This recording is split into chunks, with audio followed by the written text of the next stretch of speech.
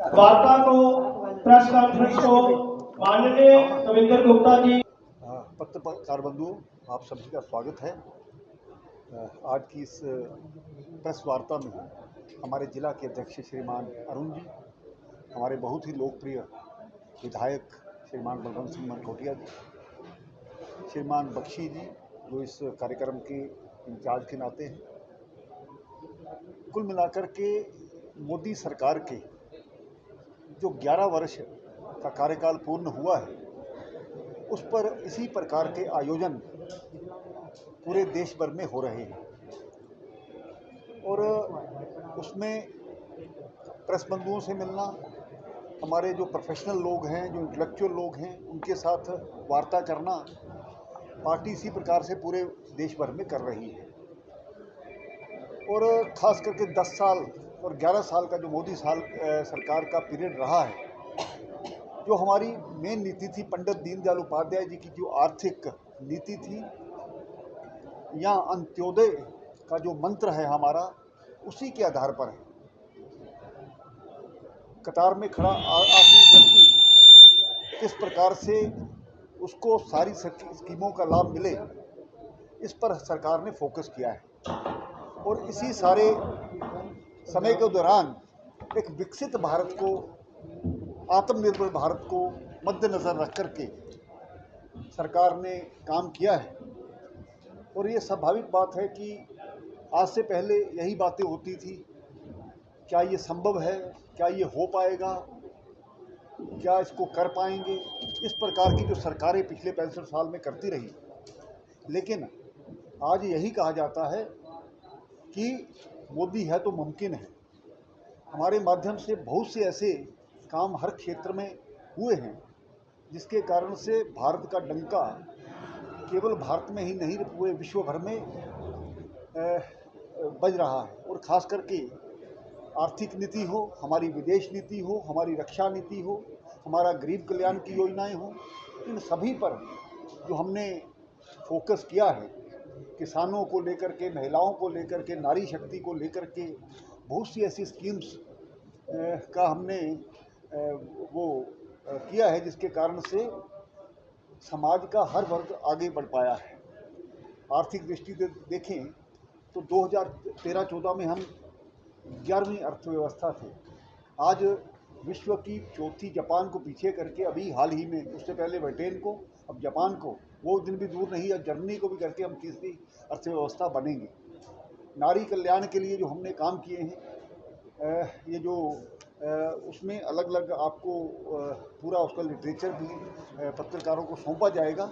लेकिन किसानों को लेकर के किसान सम्मान निधि हो, किसानों का बीमा योजना हो, किसानों की जो MSP है उस पर मिनिमम जो सपोर्टिंग प्राइस है उसको जिस प्रकार से मोदी सरकार ने किया है, और कितने लाखों करोड़ों रुपया उनके डायरेक्ट खाते में जाकर के भ्रष्टाचार मुक्त और डिजिटल इंडिया को एक उन्होंने प्राथमिकता दी है।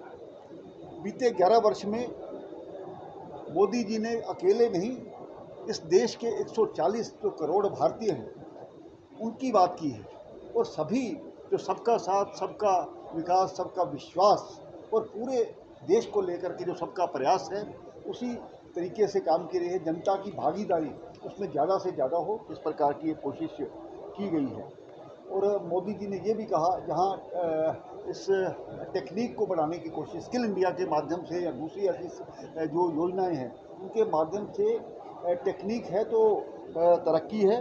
शासन को जब उन्होंने कहा कि ये खाली ये शासन नहीं है, एक सेवा का एक माध्यम है, और ये उनके जो कार्य प्रणाली है उसमें हमने ये सब चीज़ें देखी हैं। सरकार अब किसी भी चीज़ में जनता के साथ सहभागी बने, उसके लिए इस प्रकार की कोशिश की है। हमने देखा है कि हालांकि ये जो कुछ ऐसे काम उन्होंने आते ही योगा का किया, स्वच्छ भारत का जो किया, उसमें जनता की भागीदारी के साथ जो हमने काम किया उसमें हम सफल भी हो पाए, और जनता को खुद अपने आप में लगने लगा कि इस देश के शासन को चलाने के लिए कहीं ना कहीं हम भी हैं। और विशेष करके हमने अपनी संस्कृति को जिंदा रखने का जो प्रयास किया है, हमने देखा किस प्रकार से अयोध्या में राम मंदिर का निर्माण, महाकाल में कॉरिडोर का बनना, काशी में इस प्रकार की सारा जो कॉरिडोर बनना, और इसको सिर्फ आर्थिक आधार पर भी हम सब मजबूत हुए, इस चीज़ को हमने देखा है। तो इसके अलावा हाल ही में जो कुंभ की हमने देखी, उसके माध्यम से ये जो हमारा संस्कृति है, हमारी जो सभ्यता है, उसको आगे बढ़ाने में कितने लोगों को वहाँ पर नौकरी मिली, कितने लोगों ने काम किया, आने वाले समय में टूरिज्म को बढ़ावा दिया जा रहा है, उसमें कितने लोग इन्वॉल्व होंगे, इस सभी को हम देखेंगे। और विशेष करके आज मोदी जी ने ये बात कर दी है कि अगर हम सरकार के माध्यम से परफॉर्म करेंगे, पॉलिटिक्स ऑफ परफॉर्मेंस इसको बना दिया है। पहले ये किया जाएगा, हम आश्वासन देते हैं, ये करते हैं, इस प्रकार की बातें हुआ करती थी, लेकिन उसी का परिणाम है कि आज तीसरी बार मोदी जी जिस प्रकार से 2014 में एक नेता के रूप में उभरे थे, उससे पहले गुजरात के मुख्यमंत्री रहे, और उन्होंने जिस प्रकार से परफॉर्म किया, उसी के आधार पर वो तीसरी बार सरकार में आए। और हमें लगता नहीं कि दूर दूर तक जो लोग केवल परिवारवाद की राजनीति करते थे, भ्रष्टाचार की राजनीति करते थे, या अपीसमेंट की राजनीति करते थे, आज वो हाशिए पर खड़े हो गए हैं, आज वो कहीं नज़र नहीं आ रहे। 2014 से पहले भ्रष्टाचार, घोटालों और विशेष करके तो तुष्टीकरण का, एक विशेष समाज के लिए जो तुष्टीकरण का काम किया जाता था, हमने देखा है। हमारी पार्टी यही कहती है, जस्टिस फॉर ऑल और अपीसमेंट ऑफ नन। आज किसी के साथ जाति के आधार पर, धर्म के आधार पर, भाषा के आधार पर किसी को भी सरकारी स्कीम का लाभ नहीं पहुंचता है। जो भी है वो सरकार के माध्यम से पहुंचता है। हम दुनिया की सबसे बड़ी अर्थव्यवस्था के रूप में देखे हैं। अभी हमने प्रदर्शनी का उद्घाटन किया है। मेक इन इंडिया के माध्यम से हमने जो पूरे विश्व, हाल ही के जो ऑपरेशन सिंदूर में हमने पाकिस्तान को वहाँ पर टेस्ट करके भी दिखाया, और दुनिया में कॉरिडोर बनना, और इसको सिर्फ आर्थिक आधार पर भी हम सब मजबूत हुए, इस चीज़ को हमने देखा है। तो इसके अलावा हाल ही में जो कुंभ की हमने देखी, उसके माध्यम से ये जो हमारा संस्कृति है, हमारी जो सभ्यता है, उसको आगे बढ़ाने में कितने लोगों को वहाँ पर नौकरी मिली, कितने लोगों ने काम किया, आने वाले समय में टूरिज्म को बढ़ावा दिया जा रहा है, उसमें कितने लोग इन्वॉल्व होंगे, इस सभी को हम देखेंगे। और विशेष करके आज मोदी जी ने ये बात कर दी है कि अगर हम सरकार के माध्यम से परफॉर्म करेंगे, पॉलिटिक्स ऑफ परफॉर्मेंस इसको बना दिया है। पहले ये किया जाएगा, हम आश्वासन देते हैं, ये करते हैं, इस प्रकार की बातें हुआ करती थी, लेकिन उसी का परिणाम है कि आज तीसरी बार मोदी जी जिस प्रकार से 2014 में एक नेता के रूप में उभरे थे, उससे पहले गुजरात के मुख्यमंत्री रहे, और उन्होंने जिस प्रकार से परफॉर्म किया, उसी के आधार पर वो तीसरी बार सरकार में आए।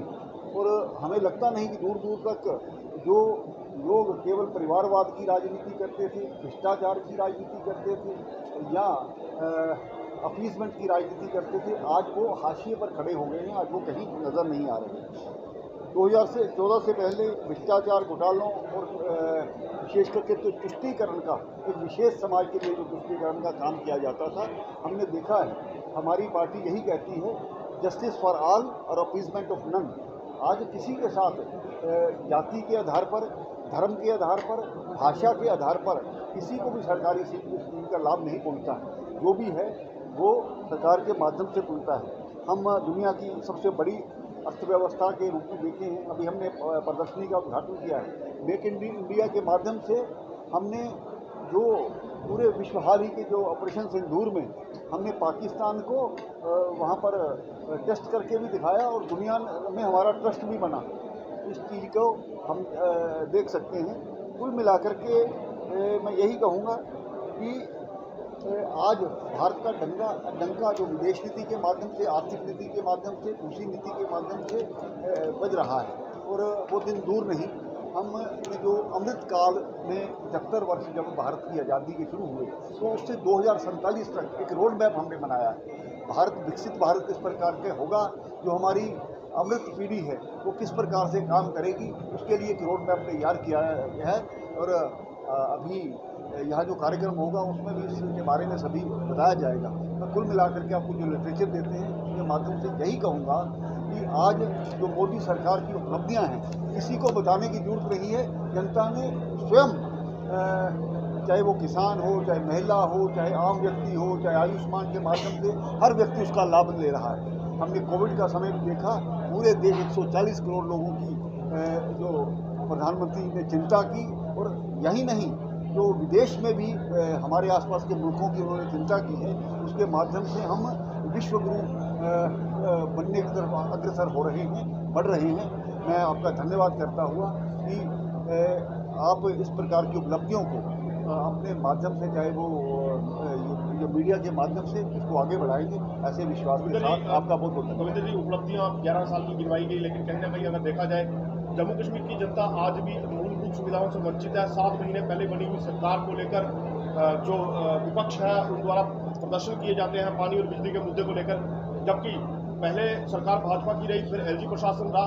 तो क्या लगता है कि 7 महीने के अंदर वो सरकार वो ठीक कर सकती थी जो आज सड़कों पर भाजपा कार्यकर्ता उतरे थे? देखिए, लोगों ने एक मत दिया है उस सरकार को, और मुझे लगता है बहुत बड़ी संख्या में जिता करके भेजा है। और सरकार को ये चाहिए, एक रेवेन्यू को लेकर के या ये सुरक्षा व्यवस्था को लेकर के उसके कुछ कारण है, आप सारे इसको समझते हैं।